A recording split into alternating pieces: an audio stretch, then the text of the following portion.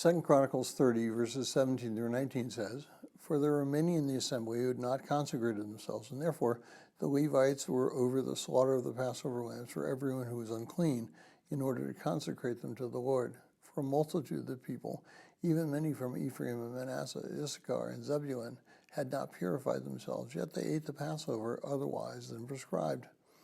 For Hezekiah prayed for them, saying, May the good Lord pardon."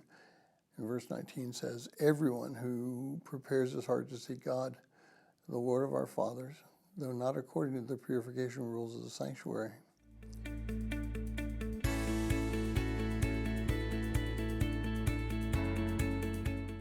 Well, if you're joining us in reading through this 90-day reading plan, today's reading is 2 Chronicles 30, verses 13 through 27, and I encourage you to read that passage.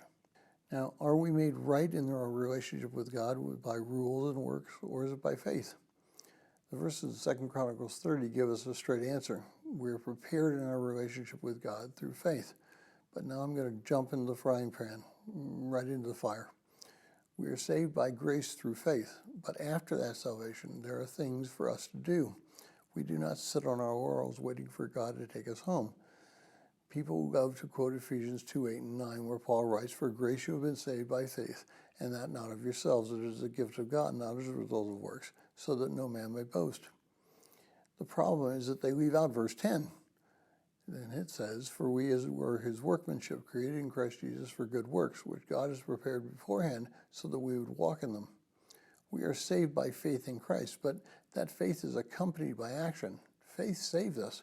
Our salvation is also accompanied by works. There are some who say that we are saved by faith alone, and that's very true. However, the only place where anything that says that is in James 2:24, where he writes, "You see that man is justified by works and not by faith alone." The argument that James uses is that faith without action is useless. The reason faith without action is useless is because nobody can see your faith. Even you cannot see your faith, and there's nothing to back up your faith. It's just a wish.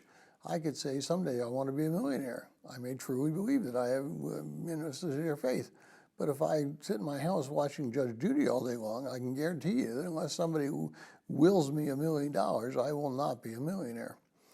Nothing in life which is valuable comes from doing nothing. You must have faith, but then for your growth, you must have works.